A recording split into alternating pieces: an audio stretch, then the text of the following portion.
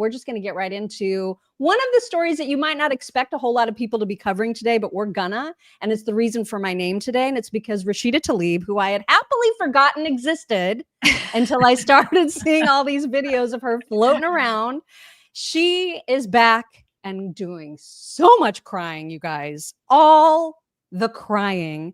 First, and there's two clips. First clip, she's crying because Mahmoud Khalil, remember the Colombia cat? Mm-hmm. Who there was a lot of controversy about him potentially being deported. And then the courts ruled, yes, Trump can deport him and he needs to get the F out of here. She's crying because, of course, here she is reading a letter from Mahmoud to his baby boy who was born while he was in an ICE detention facility. She's very upset about this, as you would expect her to be. Here she is. Khalil was kidnapped by our own government and illegally disappeared to a detention facility in Louisiana, as we all know, over thousands of miles away.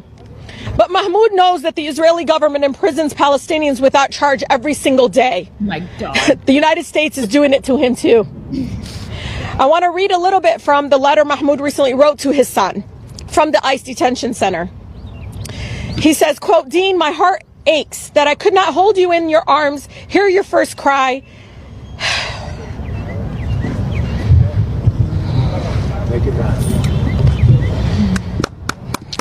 That I could not unfurl your clenched fist or change your first diaper. I am sorry that I was not there to hold your mother's hand or to recite the adhan or call to prayer in your ear. But my absence is not unique. Like other Palestinian fathers, I was separated from you by racist regimes in distant prisons. Mm-hmm. In Palestine, this pain is part of our daily life." That's what he wrote to his baby. I can't. Really, really upset about Palestine. She should go there and represent them.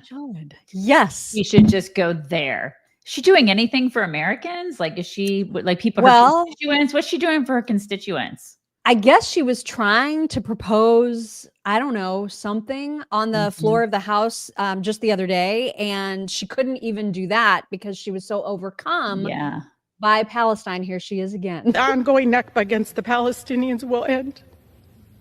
Yeah, my God.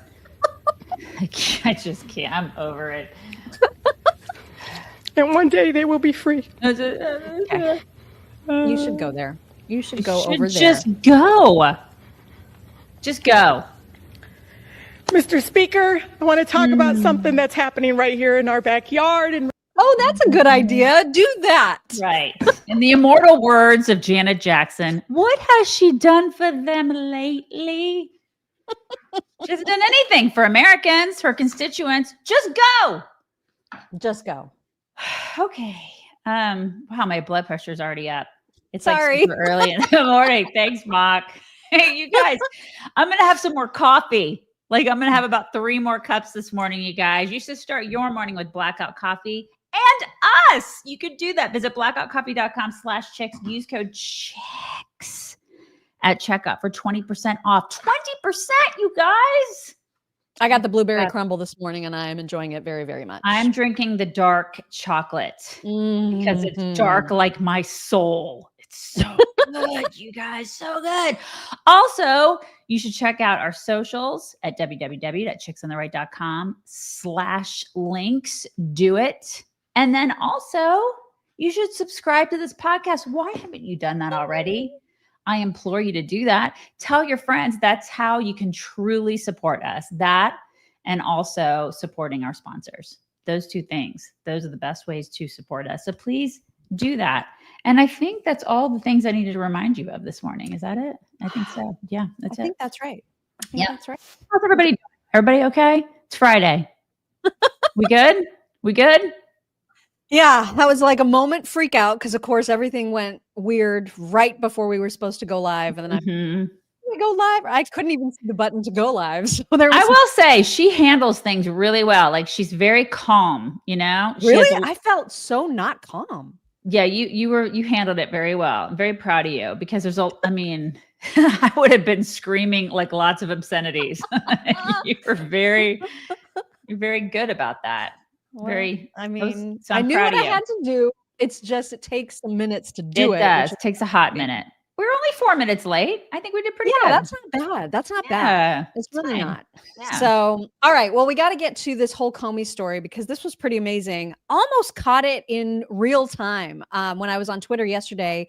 Saw that there was someone who apparently follows Jim Comey on Instagram for I don't know what reason, but maybe it's to watch out for posts like this one, because this is pretty amazing that James Comey, as the former head of the FBI, thought it was appropriate to post this photo that says 8647 made out of shells. And then his caption read, "Cool shelf formation on my beach walk." Mm-hmm. Yeah, I was just surprised he's not sitting on his moss. He's like taking a beach walk. So that's nice. Yeah, I'm waiting for Jake Tapper's book on what a leftist hack he is in like 2 years. He's going to start working on that in like 6 months on what a complete jerk this guy is, right?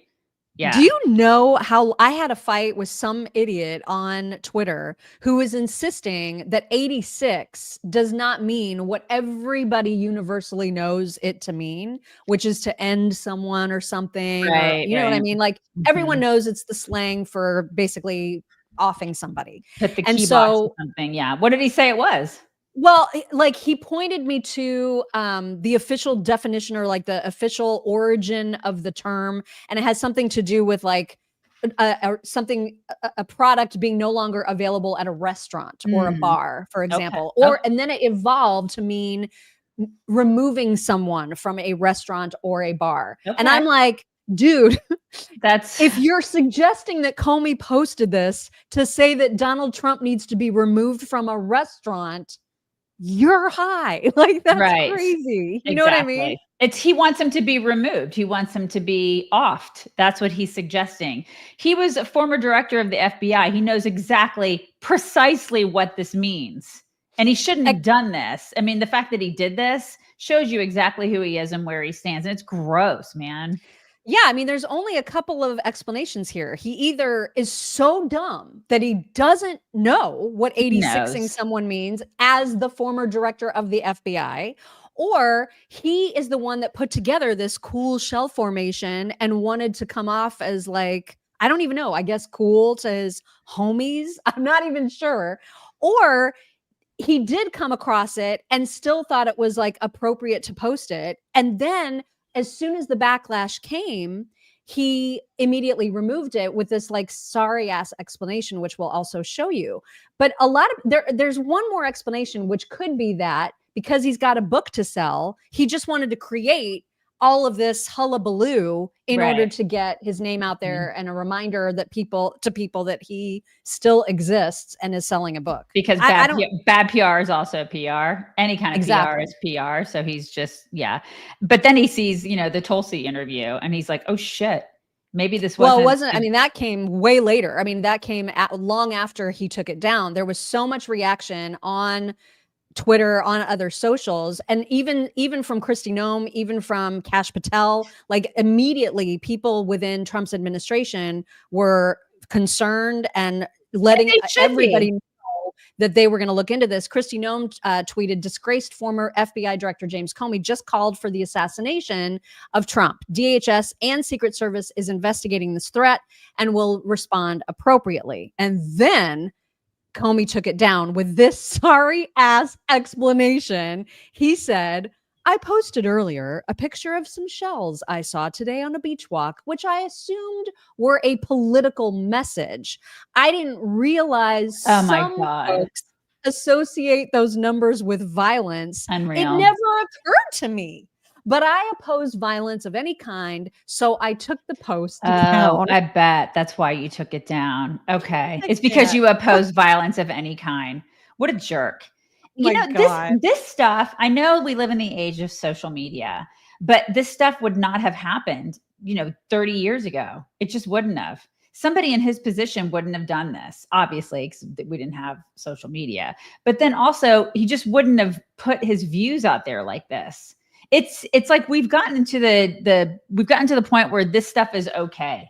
It's like it's become second nature for people to put stuff like this out there. And people of his stature, in his position, or former position in his case, to put stuff like this out there and then just be like, oh, I didn't mean it. You meant it. You meant it. Or you didn't know that is ever associated with violence. Such bullcrap. So are we supposed to think that he's that dumb as a former FBI director? Well, I mean, he is pretty dumb. That's what he basically wants us to think, that he had no idea that had any correlation to violence. That's what he wants us to think of him. And then listen, on top of that, there have already been 2 assassination attempts on Trump. Yeah. Why would you do this? It's unless you have such severe TDS and you want him to go away so badly. You have such hate in your heart. You're so just set on getting rid of this guy. You have so many problems. This guy has so many problems, and so many people in this country have so many problems. It's like you're just so dead set on getting rid of him that you will post something like this. Think before you do something like that. The guy has had. Don't you wonder like what he actually thought when he was, because he had to have known what that meant, right? Like of course he did. Of course he did. Okay, so assuming that, what was the process in his brain when he saw that or made it or whatever? What did he think the reaction was going to be? You know what I mean? Yeah. Like if he did know that ties in with violence, how could he not have foreseen what the reaction was going to be? Well, I think a lot of people on the left think that they're going to get pats on the back for this, that they're just, because for so long, Mock, I think that it's just been accepted to demonize Trump, to hold up a, severed head of him, to have violent imagery when it comes to him. It's like, it's okay. It's become acceptable to make it so he is the object of violence and his family is the object of violence. They're not, you know what I mean? That the liberals aren't, but Trump somehow it's okay. He's okay to be the object of this. My God, he's had 2 assassination attempts.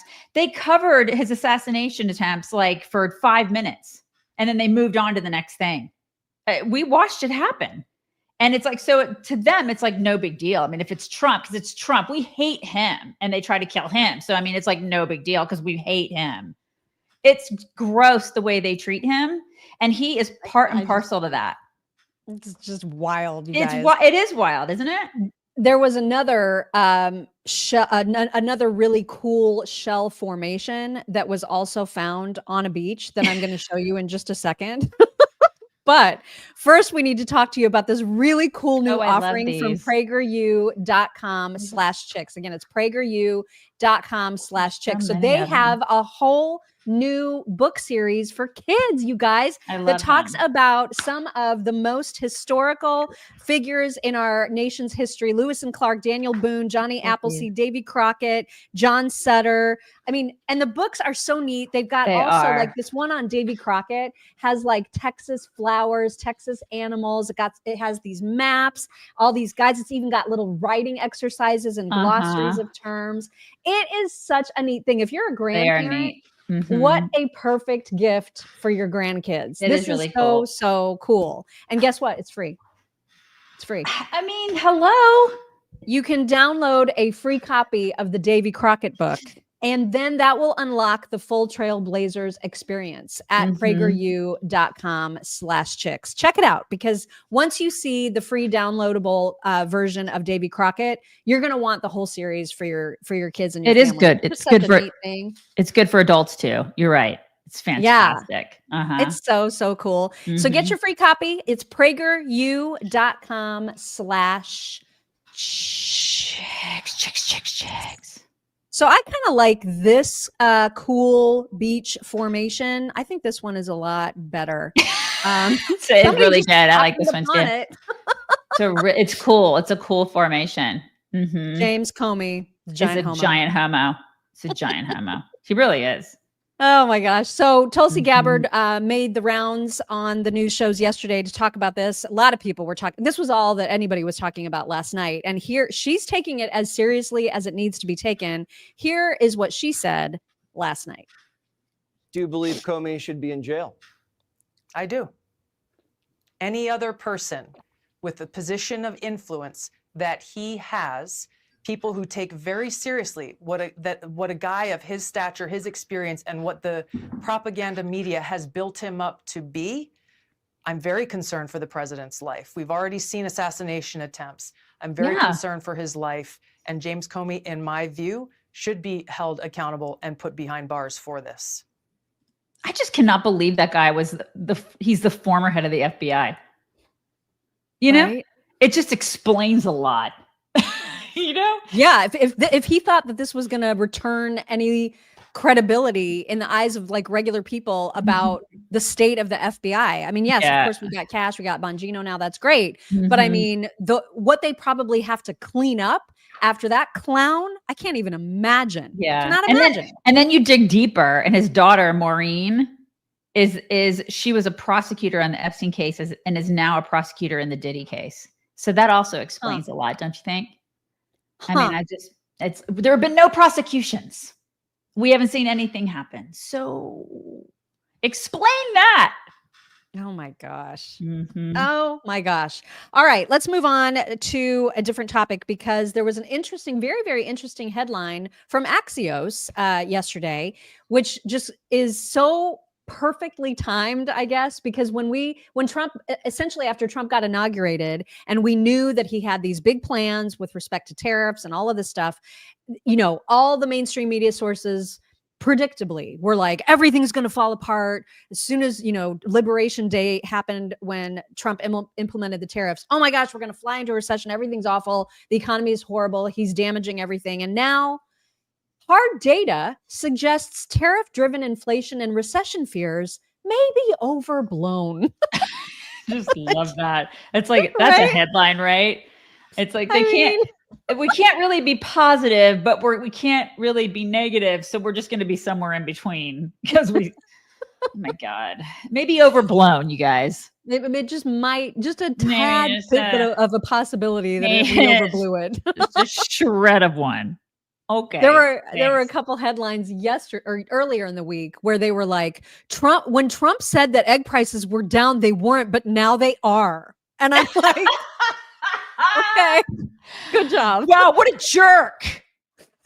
What a jerk. I mean, he cannot win. I swear he can't. He can't win even when he's winning so hard. Ridiculous. Also, great news in the Trump family, and that is that Tiffany gave birth to her sweet baby boy, Alexander Trump Boulos. He was born yesterday. That is just so neat. I love the name. Look at those toes. I know. They're long. I feel like they're long. They are. Baby They're long little toes. Baby hands and feet are the best. And I also have some what's the word? Like reassuring news, I guess, from the collegiate world, and even more so the Ivy League world. Of course, we're all familiar with all of the ridiculous college protests about, you know, all these students for justice in Palestine or whatever. They're absolutely insane lunatics. And now there's a group of those protesters at Stanford who's making the same demands that all of these protesters always make. They want to meet with the admins and they want to, you know, cut ties with Israel, all of this stuff. And so Michelle Rasmussen, who's the vice provost for student affairs at Stanford, she got a letter from a group of these activists saying, we're going on a hunger strike unless you meet our demands. And her response to them was everything. This is giving me so much hope.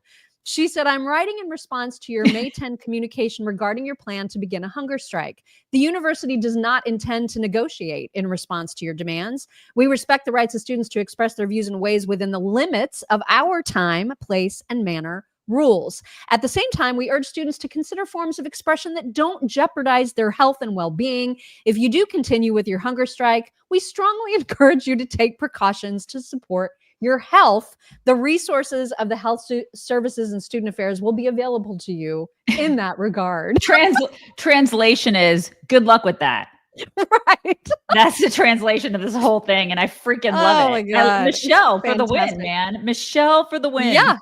That's how you do it. That right is how there. you do. Hey kids, good luck with that. Good luck with your complete moronness. Oh my God. For me, this is a win-win. If they starve themselves, good. That's Go ahead fine. and starve yourself. We don't give a shit. Yeah, this is every single vice provost needs to do this. Yes, this should be the notes. standard reply to this nonsense. It is nonsense. I know probably most folks in our audience do not make it regular appointment viewing to tune into the Bill Maher show. And I think that's on Friday nights, actually, on HBO. But might I suggest that you change your mind tonight, possibly, because guess who's going to be on? Scott Jennings. So I'm just sure saying. We're going to have clips. I know we're going to have clips on Monday. Guarantee I'll be it, looking you for 'em. guys. Right. Uh-huh. And maybe Bill Maher will also ask him about his amazing transformation, like his glow up over the years. Yeah. And I know he told us that he did it with intermittent fasting, but if that's something that you've tried and it hasn't worked for you, might we suggest this? Yeah. This is the product Lean Weight Loss from Brickhouse Nutrition. The same people who bring you Field of Greens, that wonderful product. Right now, they are having a huge Memorial Day sale, not just on Lean, but actually on all of their products. And so you can get 25% off on Lean and on their other products when you go to brickhousenutrition.com and then just use code Memorial25. So it's a little bit of a different code. Just want to make sure to draw your attention to that. Memorial25 is the code to get the 25% off of Lean. And Lean is super cool because it it maintains healthy blood sugar. It controls your appetite and cravings, and it burns fat by converting it into energy, all without having to take, as Trump would say, the fat shot. The fat shot. You don't want to take the fat shot. You don't want to do that. You don't want to do So that. check out brickhousenutrition.com. And then again, the code is Memorial25. Yeah. All right. Let's talk about Trump's end to his amazing journey over the last several days.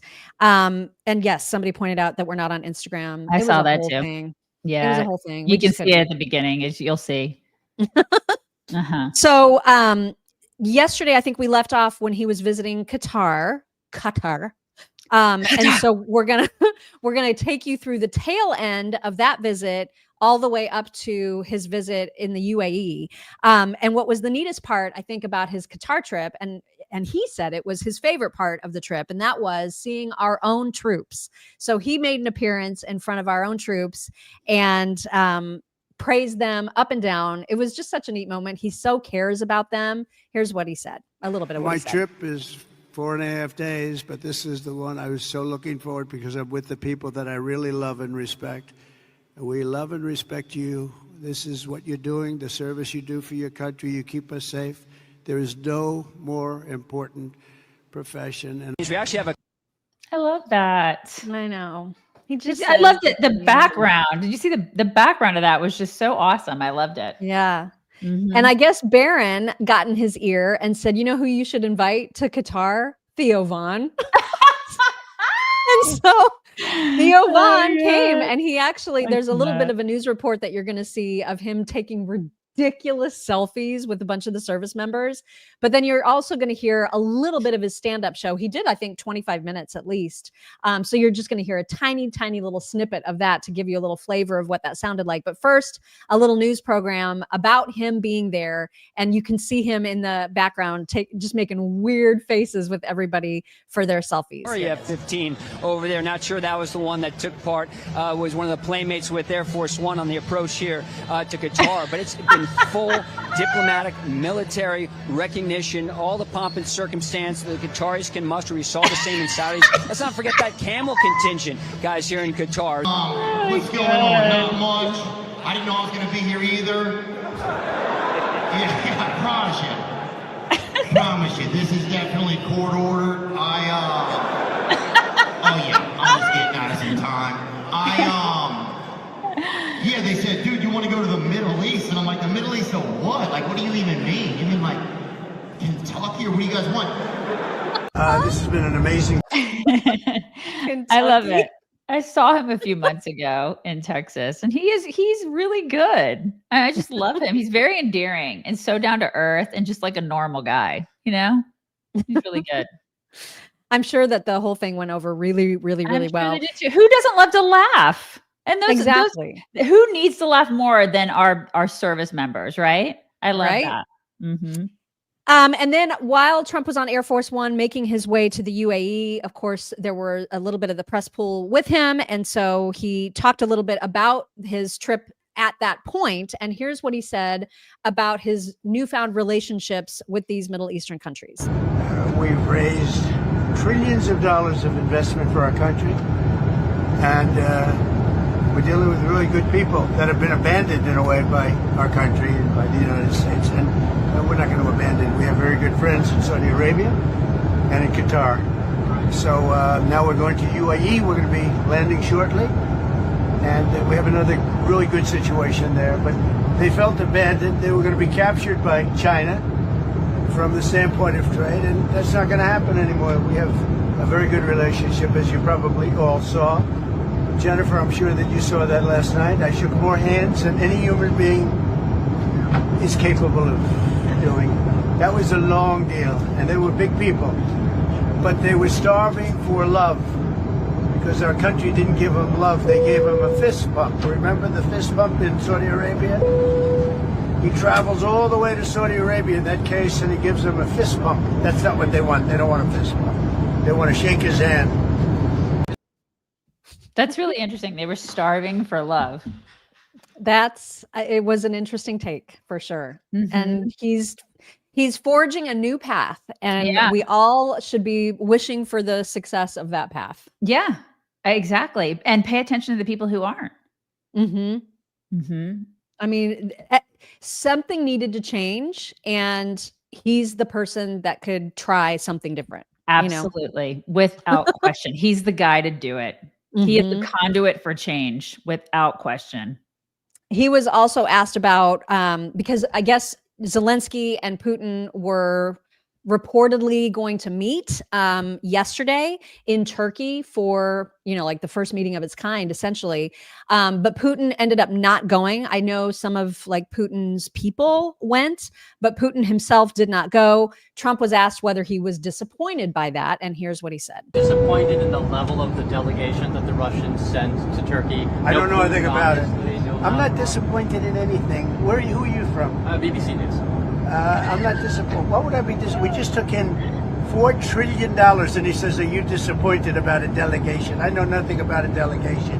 I haven't even checked. Look, nothing's going to happen until Putin and I get together, okay? And obviously he wasn't going to go. He was going to go, but he thought I was going to go. He wasn't going if I wasn't there. And I don't believe anything's going to happen, whether you like it or not, until he and I get together. But we're going to have to get it solved because too many people are dying. God, there's just... the whole tone has changed.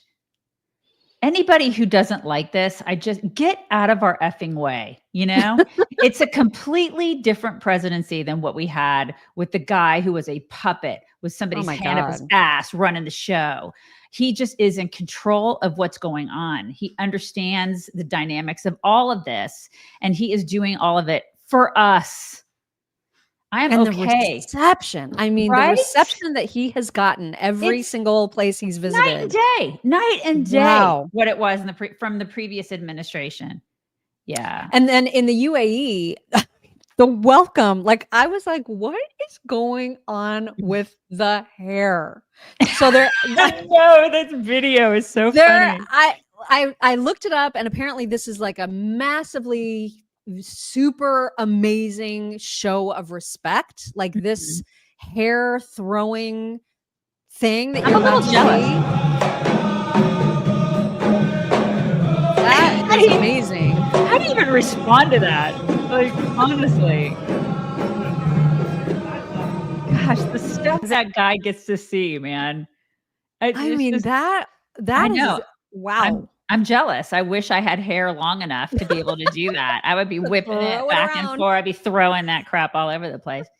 It's amazing. Yeah, it's apparently a huge show of respect. And so, the reason that it looked so weird and new and unfamiliar is because that's never happened to Biden. You know what I mean? This is not something that he would have ever experienced. To anybody. Yeah, exactly. Right.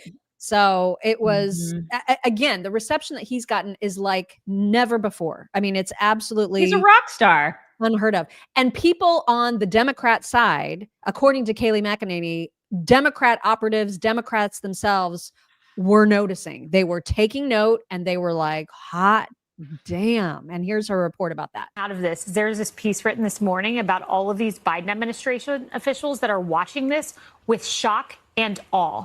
And they said, here's one quote. There were almost a half dozen of them. When his personal instincts, Trump's, coincide with national interests, it's pretty remarkable how quickly he can move. That is a Biden official watching this in awe. The investments pouring in, the international deals, the reshaping of the world order.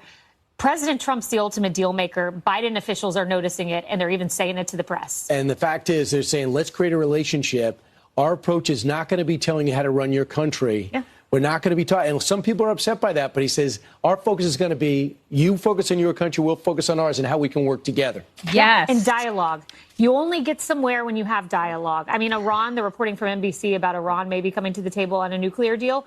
You only get there by talking. Right. Trump is talking to Syria. He was controversial when he spoke with Hamas. That's how you further deals. And Kayleigh. Right. You do you, I'll do me, but let's communicate. Mm-hmm. What? How is that a bad thing? I mean, there are people that are, listen, there are people on the left that are not happy about this, though, obviously. Yeah, because it looks like a win and they don't want Trump to win. And even if it means America's winning, they don't like that. 100%. It's so ridiculous. So ridiculous. Yep. Everybody should want America to win. Everybody should want to win. Why didn't you want to win? Well, unless you're a Democrat. Yeah. I don't get that. Everybody should want to win in your financial portfolio also. And you can do that by adding precious metals to it, you guys. And if you've always wanted to do it and you just haven't known how, this is the coolest guide. This is from First Fidelity Reserve, our friend and sponsor. They show you step by step what to collect, what not to collect, how to protect yourself from scams, and basically a guide to precious metals, the things that are going to really balance out your financial portfolio. This is free. This whole colorful, beautiful booklet, it is 100% free. It's 38 pages. You can get it by simply calling 800-336-1630, 800-336-1630. Get it for free and then just get yourself educated and know about it. And then there's no obligation with that, by the way. I mean, you can read it and decide, yeah, I'm going to do this. And then you'll be informed when you do it. So again, the number 800-336-1630. Another honor, and this was a big one. This was a really big one, and we've got this description of it. Trump was awarded the UAE's highest honor. It's called the Order of Zayed, and the sheikh basically draped that top honor around Trump's neck. It's usually reserved for monarchs and legends, and he is, of course, the first United States president to get it. Here is the ceremony happening. A little clip of the ceremony actually happening. To announce that His Highness Sheikh Mohammed bin Zayed Al Nahyan bestows the Order of Zayed upon President Trump. He's like, dang, girl. Right? Wow. I mean, that's a big deal. He's like, I guess I got to stand up and get this. Look at all the gold in there. It's just right up his alley. Right up his alley.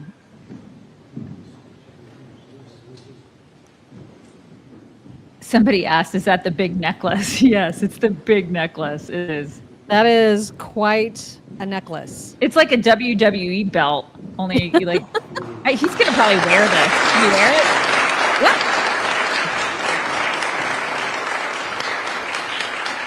Look at that. Amazing. That's fantastic. Amazing. And then the very tallest building in the entire world in Dubai lit up with the American flag because of his visit there. I mean, that's something. It's something, all right. I mean, it is something. I mean, I don't want to go there. I just think it's cool. Same. I think it's cool that that's happening. I still don't want to go there. As a woman, no interest. Yeah, but thank you, but no. I don't have enough hair, apparently, because I can't do the swinging. I definitely don't. I don't have enough hair, and I don't want to cover myself. But still, props to them. Yeah, major props. And then now, of course, he's on his way home, and he kind of gave a little summary about what he's going to do once he is back home. Here he is finalizing his trip. It's been a tremendous time, and now it's time to go back home. My daughter had a baby. I'm going to go back home and see that little baby. And then we get back to a lot of work. We'll see what happens with Russia and Ukraine, I think it's something that's just, you got to stop the killing. 5,000 people a week, 5,000 young people a week on average being killed in a war that is going nowhere. It's a shame. Should have never happened. But we have other things to do also. Plus we have an Iran situation, which we're going to take care of. One way or the other, we're taking care of. It'll be taken care of 100%. It'll be done nicely or not nicely. And the not nicely is not a good thing for them. And I think we're talking to them, and I think they've come a long way. It's like, I got to go meet my new grandson. And then just solve the Iran problem. Right. So, Tiffany's like, Grandpa's just over there getting like a medal from a sheik. It's no big deal. Right. He'll be a home. little busy. Couldn't be here on your actual birthday, but he'll be there. It's like, he's just like us, you guys, just like us. Isn't that wow. Right. Like, what an amazing journey. What an amazing life. Yeah. Right. The life that he has had is just epic. Right. All right. I can't believe that we're still talking about this still, but there are still reasons to talk about this ridiculous new book of Jake Tapper's that's coming out next week. And it's because all these Democrats keep coming out and being asked, which I love. I love that they are continuing to be asked, what did you know? When did you know it? Like, why did you not say something sooner? I love that people are getting put on the spot. I absolutely love it. And so it needs to be shared. Jake Sullivan, one of those people, and this is not an okay answer by any stretch. What happened in that debate was a shock to me. I think it was a shock to everybody. And I've made that point before. Shut up, just Jake. finally, do you think, in retrospect, given everything that's happened and everything we've talked about today, it was a mistake for President Biden to try to run again? One of the things about being National Security Advisor is that you're mercifully insulated from politics and political decision making. I was insulated from it to the point where, while I was National Security Advisor, my spouse was running for Congress, and I had strict rules about what I could even do to support my spouse, let alone be involved in political decision making, political calls in the White House. So I have not weighed in on those issues and would not weigh in on those issues. He was insulated from politics, you guys. He is so full of crap. If you believe this guy, raise your hand and then promptly punch yourself in the face. So is the strategy is that they're just going to continue to lie? They think this is going to work? They're going to they're going to continue to lie. That's their strategy. Yes, Mark, that is. And people out here are just like, go ahead, keep doing it. I mean, I hope they just continue to do this. Just like they continue to say the reason that Kamala didn't become president is because you guys are sexist and racist. Okay, keep doing it. Keep doing it, Democrats. Good Lord. It's just unreal. Now, Khanna is one of maybe just a tiny handful of Democrats who is kind of owning up to or taking some accountability for what a disaster this whole cover-up has been. He was on with Martha McCallum, who grilled him pretty good. And his answers were marginally better, but still not great. Here you are several times before the election saying that he was just fine. Watch this. Biden seeking re-election? Absolutely. I've seen the president twice in the last 2 weeks. I've had a conversation with him. He's completely mentally sharp. When the president is out there, he's at his best. Have him debate in the general election. I don't think Donald Trump will. I have spoken with the president. He is fully coherent. He is on top of details when I have talked to him. Okay. Were you telling the truth back then?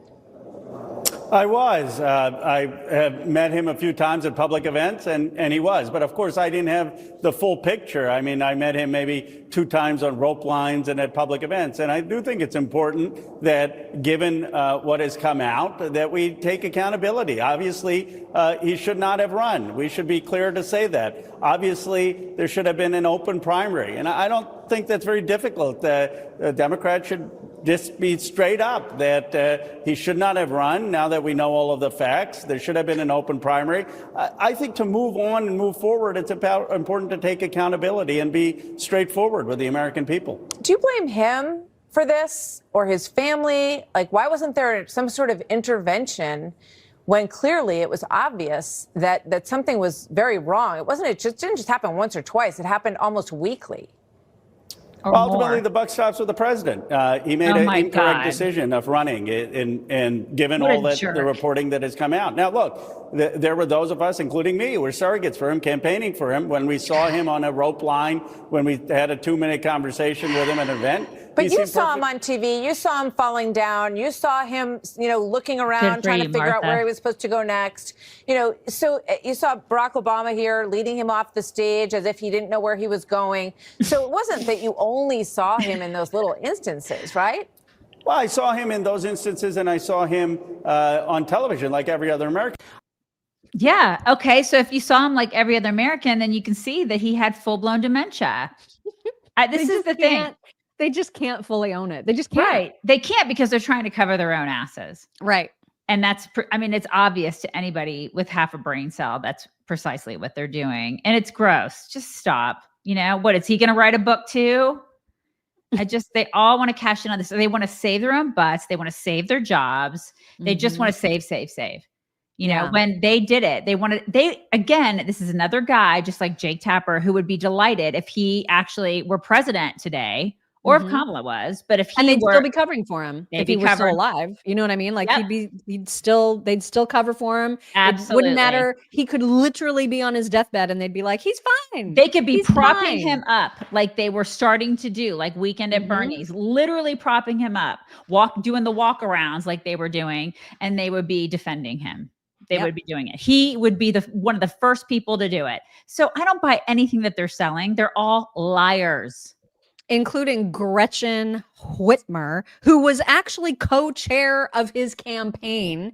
And now she's like, well, I just really didn't spend that much time with him. I move to another topic, and that is my colleague's book with Alex Thompson on President Biden's physical and cognitive decline during his time in the White House. You were a co-chair of the Biden-Harris campaign. You stuck with Biden until he dropped out of the race. Given your position in the campaign, what signs of decline did you notice?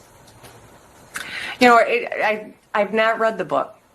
I can tell you this, that as the book reports, cabinet members didn't have access. That tells you that, as a governor in a state, halfway across the country who was working her tail off, 160 stops on a bus tour that I headlined through swing states. I didn't, I was busy working. I was busy doing the connection and the voter registration. And so you I didn't can't see signs speak of to decline? that directly.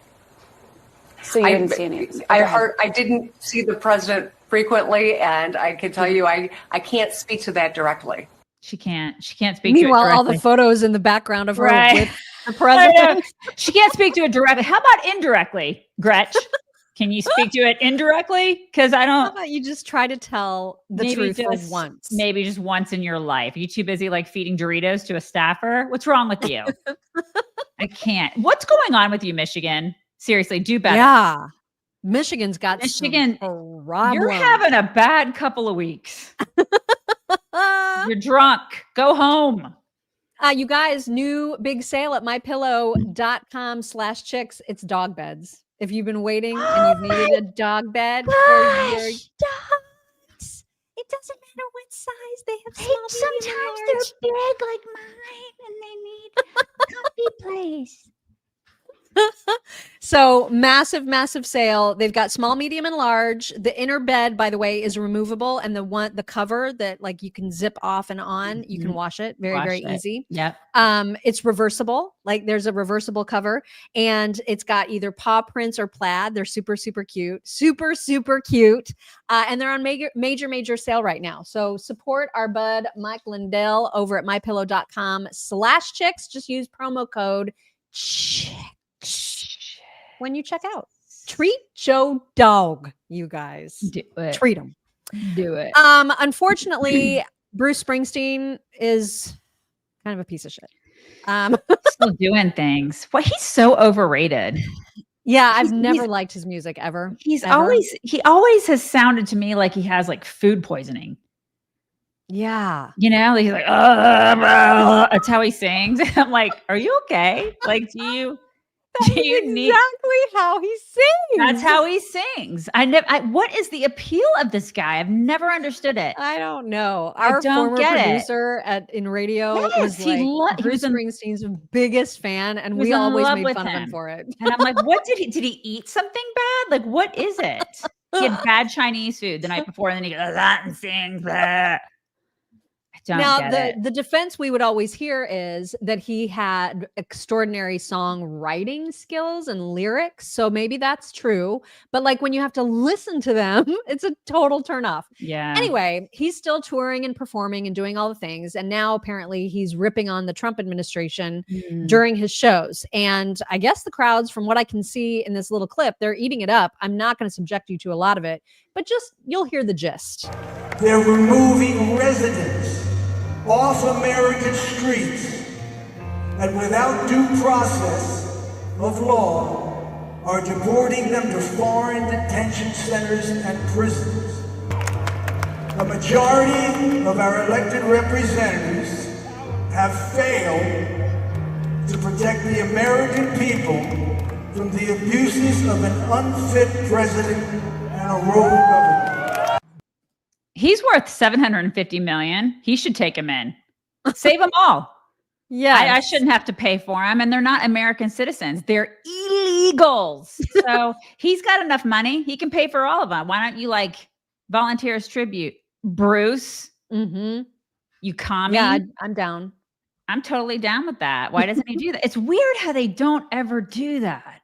Like And he's it's got also, his. can you just not be a politician at a freaking concert? But the people Just in the sing front your row, damn songs. they're eating it up. Like that chick. I in the front know. row was like, yeah, like I love you, I love you.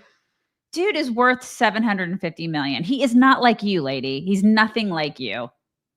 And he's paid to perform his music, His not to horrible- give political commentary. Horrible. I have food poisoning music. I mean, you don't see Daisy and I like singing during our show. Right. I mean, we could. 'Cause We that's could- not we what could we're supposed to be doing. We could single, double it, do a little Sweeney Sisters thing. We I don't. mean, we do sing occasionally. Right. But I mean, it's not like Like, we for make it a- example, when you're pretending to be Bernie Sanders singing Santana. You gotta, I'm winning. I mean, that's not really, it's really good when I do that. That's my favorite. Okay. We also need to talk about Sean Duffy, who's doing a tremendous job over there at the Department of Transportation. He has got a massive mess to clean up. And this is what God. is not being talked about. Everybody's just like, he's firing air traffic control people. That's a lie.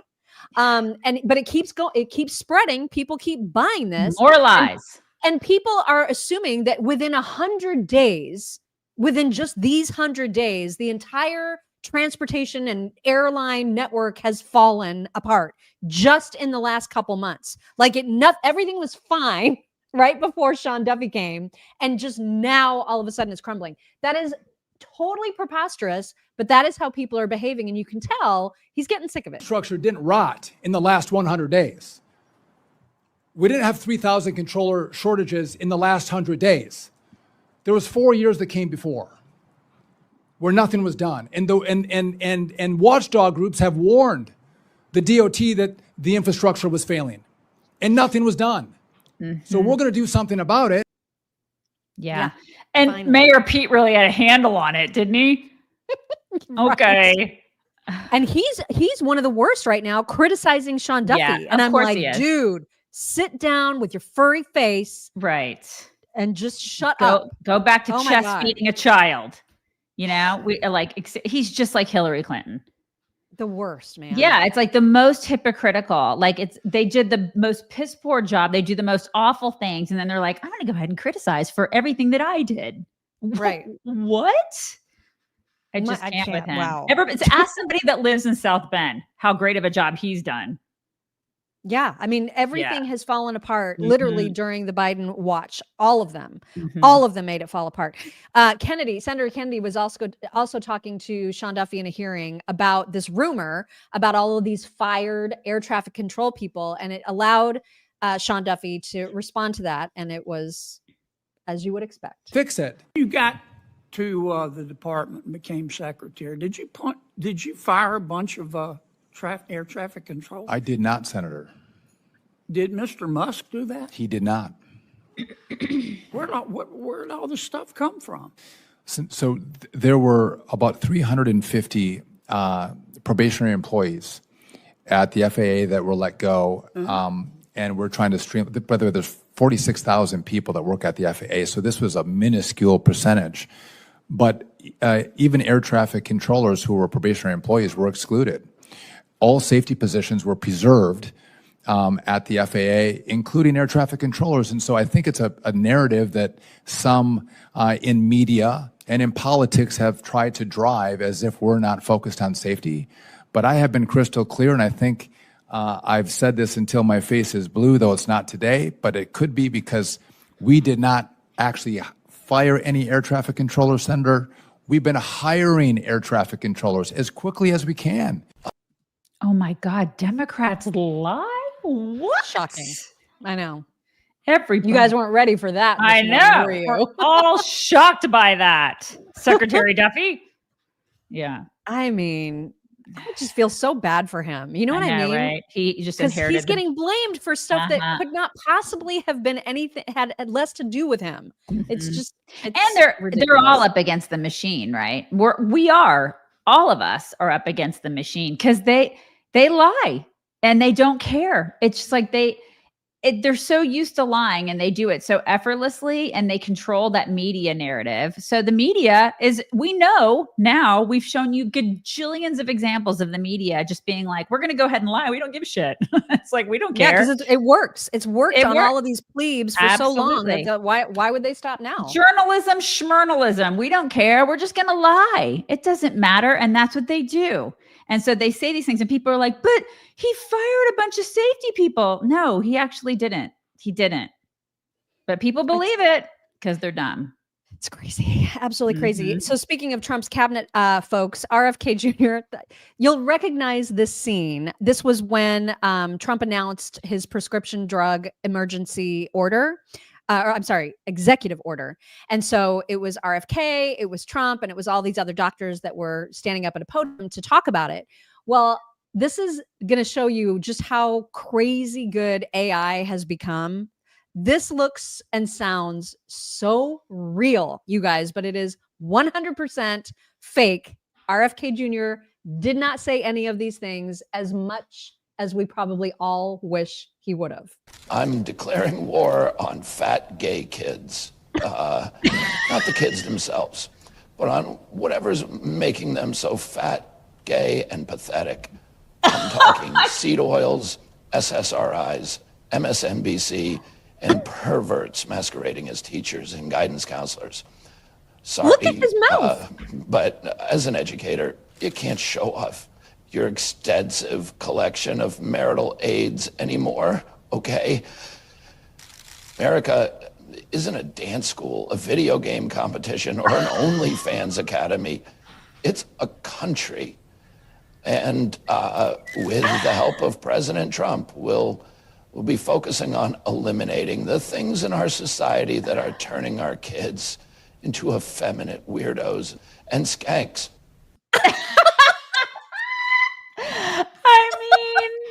The last you thing guys, the mouth was like it was 100% on. Like, I cannot get over how scary real that looked. It was hilarious, but also terrifying. Yes. Yes. Simultaneously. The last sentence, though, I was like, I'm kind of all for it.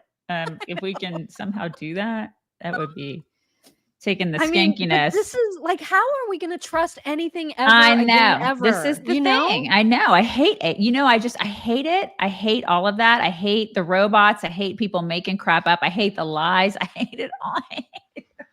I know. And the only thing I do want to be made into babies. I want to be. Like, I was just going to say. I want to be made. Imagine if somebody wanted us to say something. They could so easily make it look like we're saying horrible things when we're not saying that. But I still want people to make us into babies. Same. I'm obsessed with the baby videos, you guys. I'm obsessed with them. Like, how has this not happened yet? How has it not? I don't understand it either. Like, I don't understand why our team hasn't made us into babies yet. I'm on the team. Make this happen. It's all we've wanted for like the last month. Right? Everybody else has been made into a baby but us. cute as babies. Right? You would have like the little like braided pigtails. Maybe it depends on what clip they use. Like it's either going to be like normal hair or braids. You would have the braided pigtails. So cute. Yeah, baby Theo Von is so cute, right? Oh, the mullet. I can't. God. It's too cute. And we do have more of those coming up in just a little bit. But first, you know how there's always been the focus by Doge of seeking out fraud, waste, and abuse. And Democrats seem hell-bent on convincing us that that's just not a thing, particularly when it comes to Medicaid.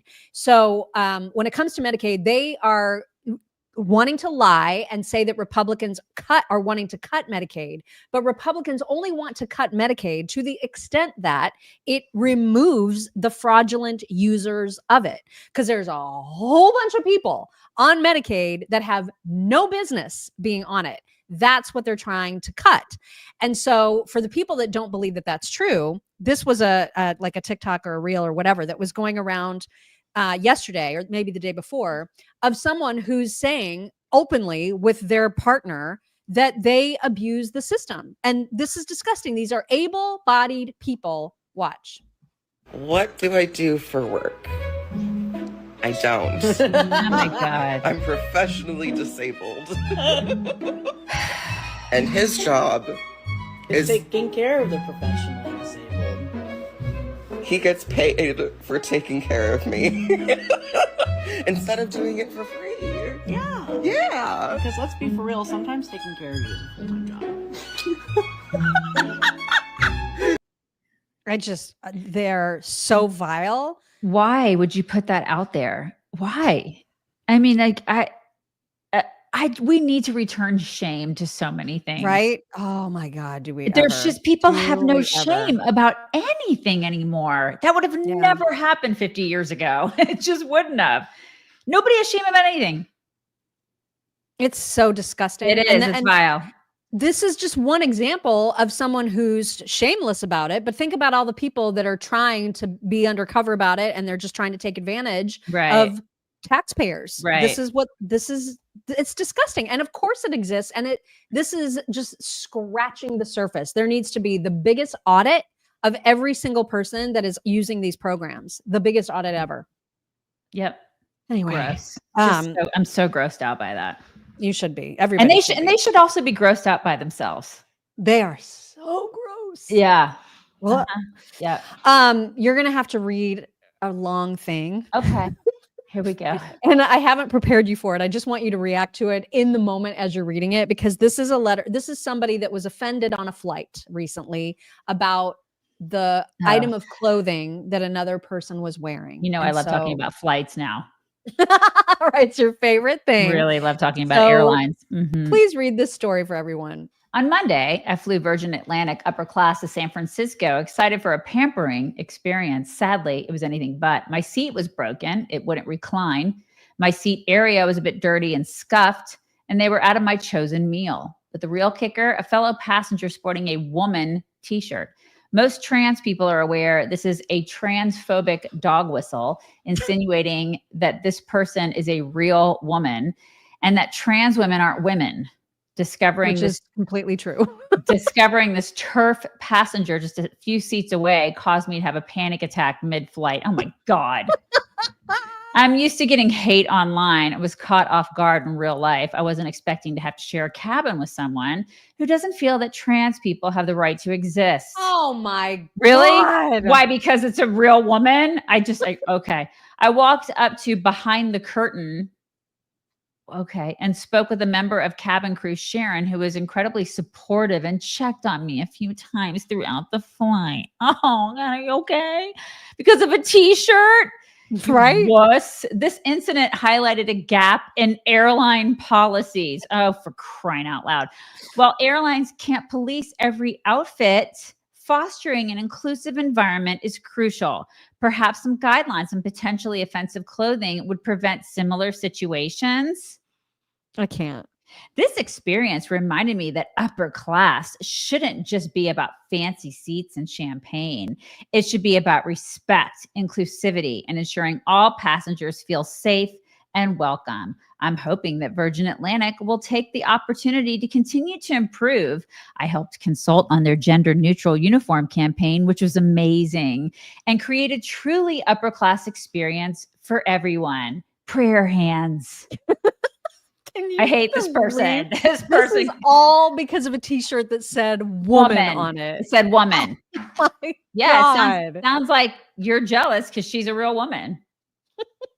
I hope that their next flight is like seriously with Jennifer Say. Like I hope they're right next to each other. Oh my God. And that she's all decked out in the XXXY You know what? gear. This just makes me want to wear a t-shirt every time I get on an effing plane that says woman. I'm just going to do it. Y'all should do that too. Women out there, real women out there, wear a t-shirt that says woman. So if this weirdo sees you, it's a dog whistle, you guys. It's a dog whistle. I just cannot. Cannot either. Freaking weirdos. I can't. So if I'm a woman, I'm allowed to have a shirt that says woman on it. I'm sorry that offends you. That should not send someone into a panic attack. And if it does, maybe seek help for that. Yeah, maybe you're the problem. Yeah. I don't think maybe. You definitely are the problem. Speaking of women and real ones at that, Lily Phillips, who we talked about months ago because she was one of the complete whores that sleeps with like as many men as possible in the shortest time for clout and money, obviously. And so she was the one who cried like after her 100 men in, was it 24 hours or 12 hours? I don't even remember now. Like 1,000. She slept with like 1,000 No, men. that was the other one. That was the other, that's the other one that everybody gets. I get all the skanks yeah, I'm sorry. As you would. Right. I can't keep all the whores straight, you guys. I'm sorry. But this is the one who wanted to sleep with 1,000, but then somebody beat her to it, and I don't remember that girl's name. But Lily Phillips is the one that got a lot of attention because she cried afterwards, and everyone was like, of course you're going to cry because you just did the most self-degrading thing of all time. So she was just on the Trigonometry podcast talking about the fact that she wants to become, and not necessarily right away, but she wants to become a mother, you guys. And they're asking her, do you feel like that your history might get in the way of that? And here is what she says. Bonnie Blue. Yes, that's the other skank. Thank you. Yeah, the other one. Yeah. I would love a family. I would love to get married, definitely want kids. But for me, I don't find what I've done shameful. So I don't think, I'm not scared to have kids or anything like that. The stuff that you were doing. I'm sleeping with 100 guys in a day. Which is going to live there forever. Gross. Yeah. You might be okay with it, but do you consider the possibility that your kids might not? I mean, for me, I will always bring my kids up to learn that sex isn't a shameful act. I'll always bring them up, that is what I've done, and that's my choice, it's my body. So no, because I think that is just how I will teach them to be, not so judgmental as people are. Yeah, so here we go with the shame thing again, right? She feels no shame.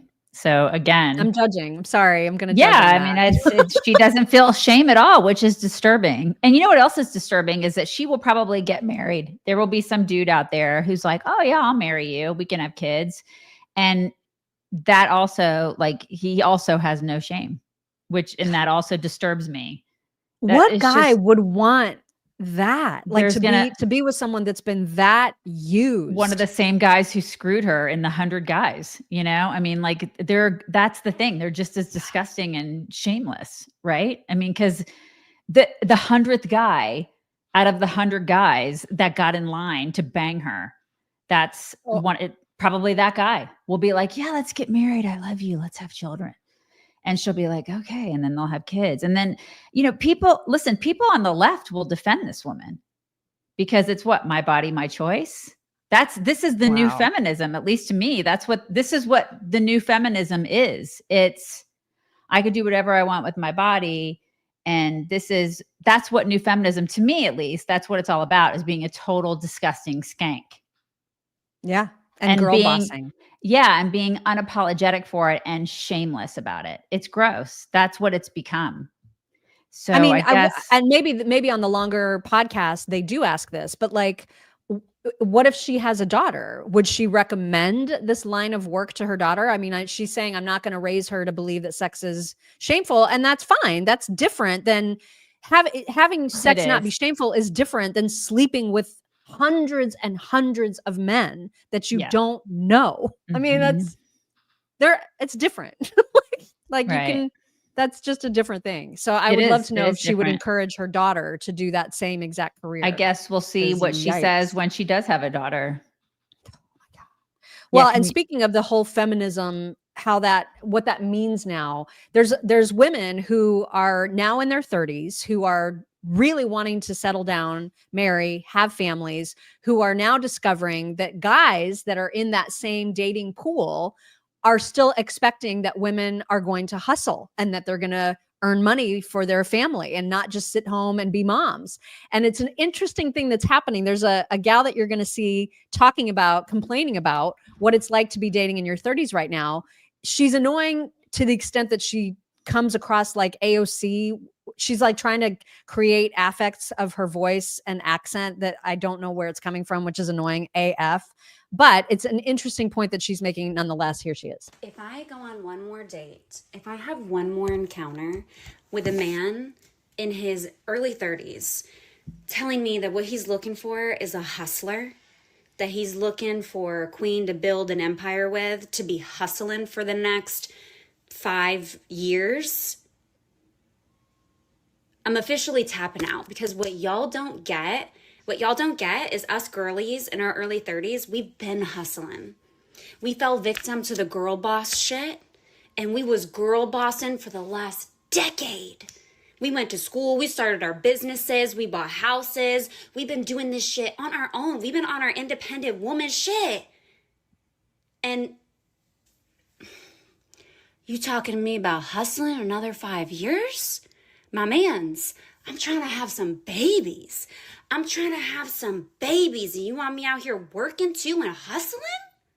You got me fucked up. How did she turn into AOC at the end of that? Like, what? And she started out okay, and then there was a lot of schizophrenia happening there. I couldn't keep track. I was like, what personality are we doing here? What is it? What's happening? Yeah, that was a lot. It's a predicament, though. She is in a predicament. I guess, but I mean, I don't know. I see these chicks saying that stuff, and I did it. You did it. What's the big deal? Just work and have a kid. Why is that? What is the big deal? People are on the struggle bus about it now. And why?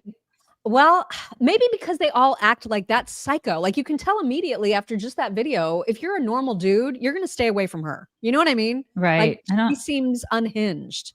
So she's gorgeous. Maybe it's because we just never looked at it as we're building a kingdom. We just worked. You know what I mean? We just went and did our jobs and then came home and had a family. And I don't see. And we didn't say my mans. We just did things. I wasn't like, we got to make millions. You know what I mean? We just wanted to have a decent life, and we did. And I think a lot of these kids, I say kids today, I'm shaking my rake, but they want to have these extravagant lifestyles because they compare themselves to other people on the gram. Yeah. And we just didn't do that. We just didn't. We just wanted to have our families, and we wanted to have a decent job, and we were grateful for it. And we were just grateful for a lot of shit that these kids aren't grateful for. It's true. So, true. And now there's another phenomenon that I've seen quite a bit of on the TikToks and the Instagram reels and all of that. There's a lot of girls in particular who are complaining about the lack of attractive men, which is super interesting because they're not, I mean, I'm not saying that the girl you're about to see is unattractive, but she's not like the prize I think that she thinks she is. And so not only are the girls having trouble finding someone to essentially take care of them in the way that they expect to be taken care of, but they also aren't finding good enough attractiveness levels in the men that are out there available to date. This is what leads men to become incels, I think, because women have these impossible expectations. Here's one woman talking about the attractiveness factor. This is for the girlies that always have another guy. Like, not always have another guy. Maybe I should reword that, but like, have someone attractive that they're hooking up with, and then they stop that, and then they have someone else, and like, where are you finding these fucking men? Because on the dating apps, everyone's fucking ugly. I'm sorry. Everybody is fucking ugly. Not going out to bars, so I'm not meeting people there. And even if I was going out to bars, those are not the men I want to meet. The gym, no one fucking talks to you. I have resting bitch face, so nobody's coming my way. No one's talking to me. So where are we meeting these men that are actually attractive? Because everywhere I look, it's ugly, ugly, ugly. There are so many attractive women, and there's so many unattractive men. I'm sorry. I can think of a million reasons why, if I were a dude, it's just a personal perspective, why I wouldn't want to talk to her, and it has nothing to do with even her looks. She just seems awful. Miserable. She seems like a miserable human being just by the way that she, you know what I mean, presents herself. I wouldn't want to hang out with that. So maybe it's you, lady. Maybe it's you. Well, and you know exactly. And it's not always, why is everybody so caught up in the way people look? I just, sometimes it's the essence of somebody. You have to get to know them, and like what, I don't know. I've just never. And they become more attractive. Although I will say, looks are important. Like, you have to be attracted to a person that you're wanting to date. Of course you have to be attracted, but it's not like, but I think they just, it's very different. It was very different for me. It had to be more than just looks. You're going to grow old with that person. There has to be more than just looks, And I'm just speaking from personal experience. I just, I don't look like I did when I was in my 20s and 30s. So that's not really the point, though. I mean, it's not that you're. Nobody's talking about like changing, but like still, initially being attracted to someone is generally how people got together. I think you're attractive. You think I'm attractive. Let's date. You know what I mean? Yeah, but I worry about the people that base it just on that. Because what's it going to be like? What if that person gets sick? What if something happens and their appearance changes even in 2 years, 3 years? Are you going to ditch them for somebody else? I mean, it should be more about other things. It is superficial. I hate that crap. I hate it. Well, and I wonder too, if there's sort of there's a crisis of overconfidence now. Yes. We saw it with body positivity, that whole movement, love yourself, which I get. Listen, I'm all about good, healthy self-esteem, but also realism. Like, if you are a 500-pound troll who doesn't take care of yourself in any way, and you're like, I'm hot, and you're showing your wares all over, you know what I mean? I feel like people have a completely warped a vision of themselves. And so that girl, although she wasn't ugly by any stretch, she was fine.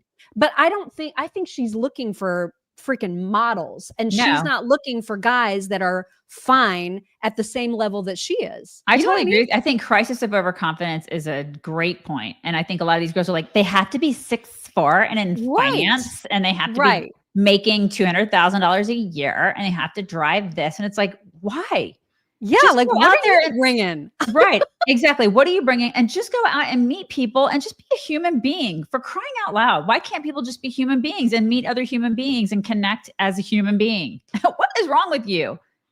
Yeah, it's people don't do that anymore.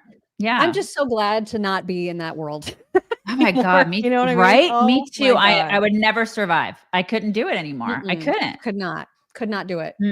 All right, let's get to some fun stuff. We mentioned that we have some more baby versions of people, which are just so much fun. And there is a baby Trump. There's a lot of baby Trumps going around, but this one caught my eye. I fell asleep at a meeting in Saudi Arabia. Fake news.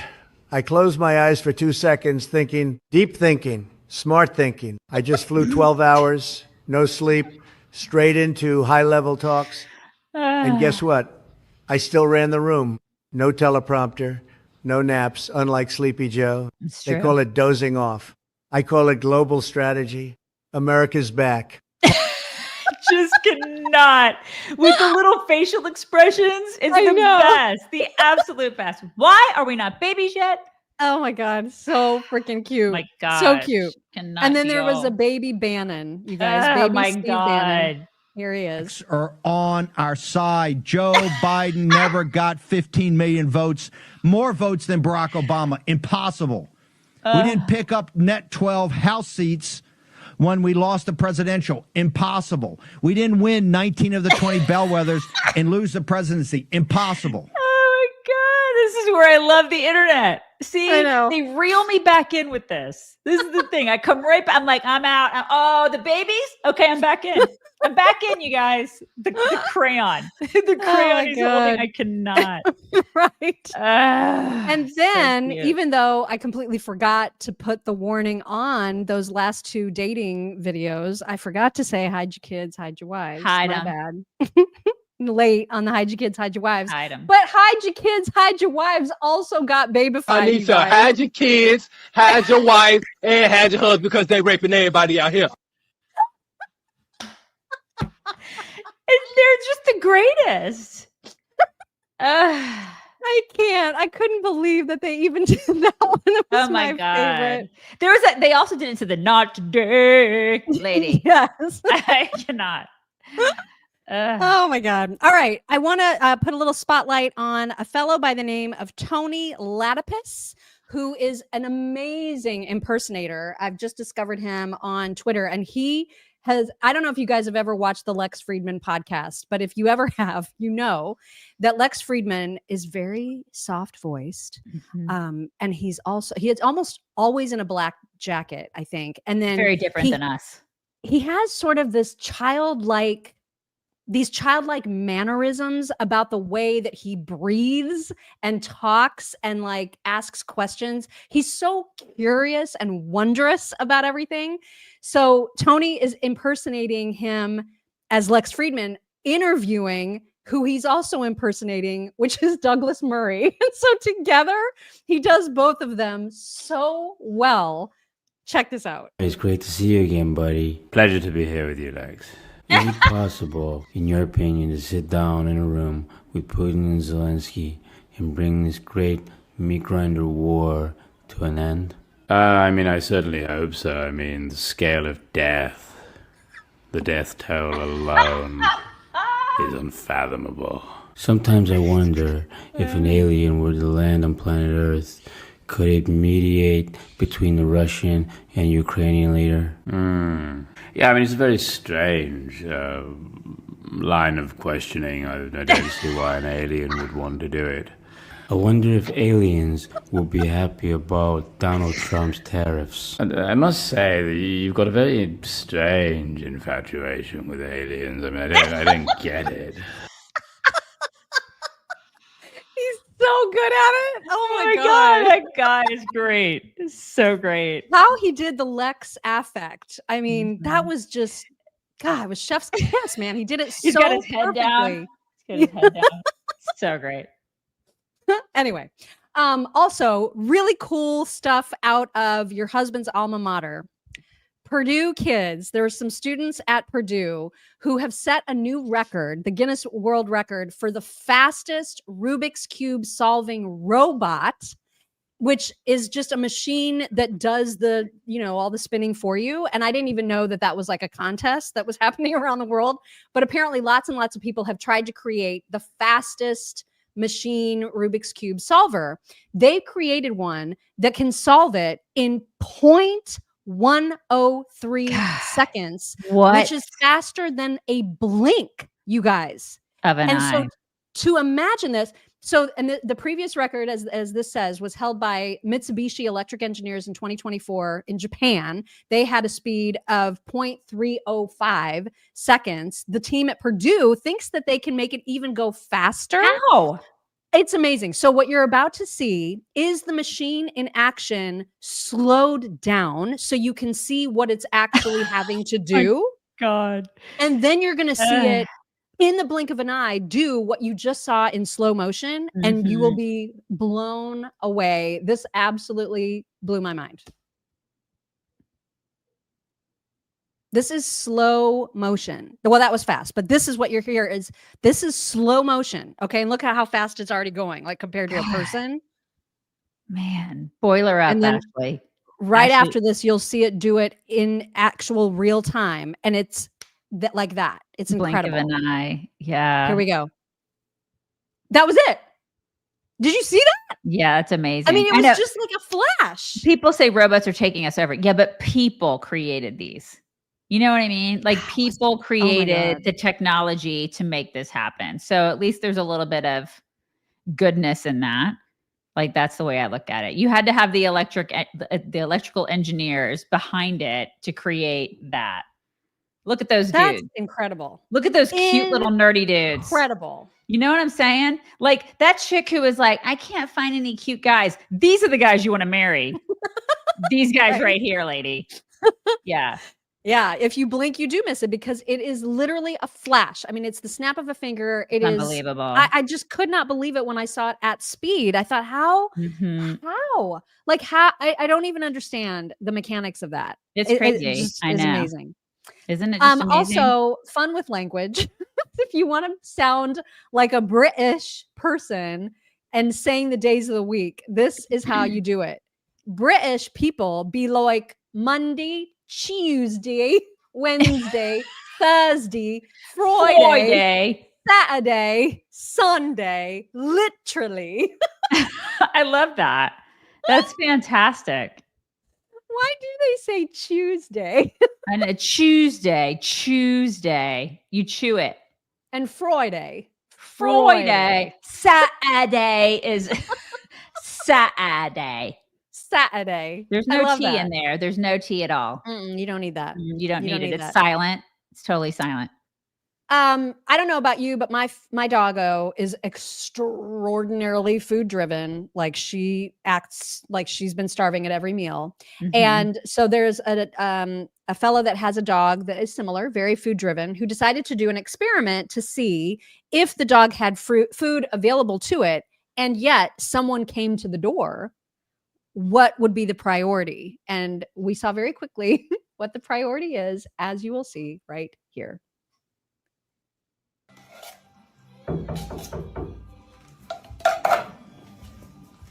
Doesn't care.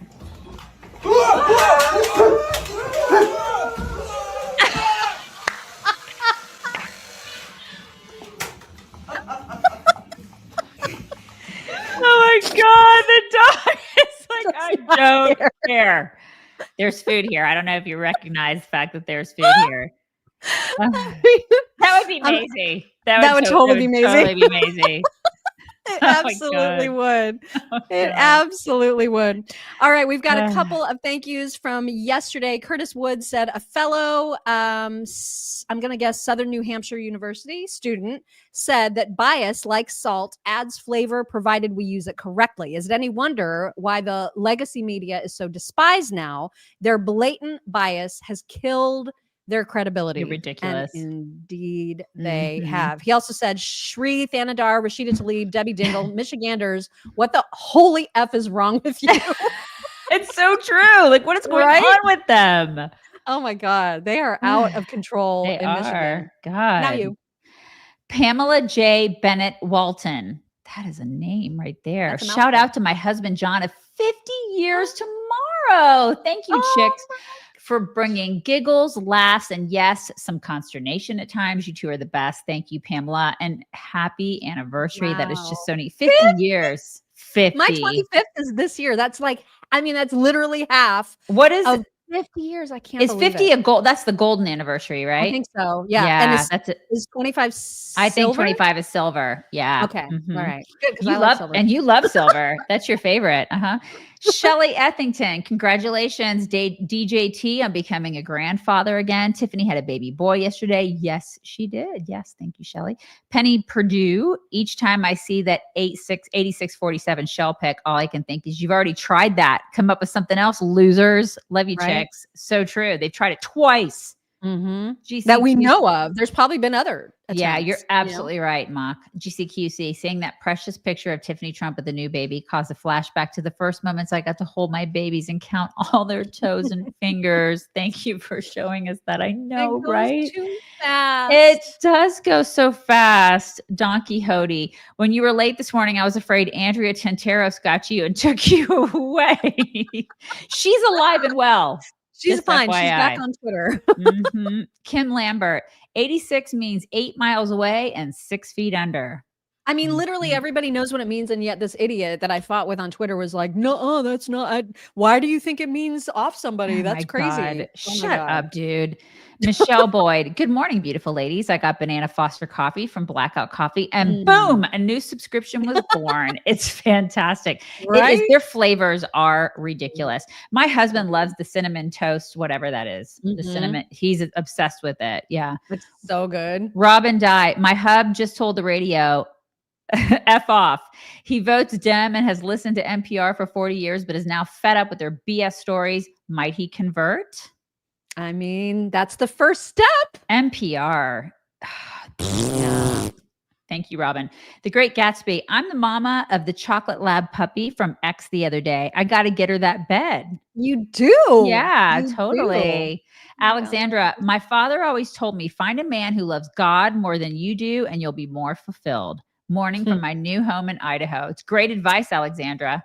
And welcome home to your new home. Yes, exactly. You guys, it's going to be a great weekend. It's going to be hot here in Texas. I don't know about you. Well, I know. So You're on the road. I'm going to be coming to you from on Monday and Tuesday. I'll be coming at you from Indianapolis in a hotel. And I know that by Wednesday, which is when we're driving back, the highs are going to be in the 60s. In Indy? Yes. Like I'm going to have to What? take, warm things. Oh my God. It was like 102 here the other day. We are in the throes of summer here in Texas, which I'm like, here. I don't understand. I'm so glad to not be there. I know, Heather, it was humid here in Texas, wasn't it? It's fantastic. I love it. You guys have the best weekend ever. Enjoy everything. Everybody be happy, be safe. We'll talk to you on Monday. Bye. Hello, beautiful people. This is the Chicks on the Right's Indian correspondent. Thank you for watching or listening. Be very sure to like, subscribe, and ring the bell to stay up to date on all of their delicious content. Okay, thank you. Come again.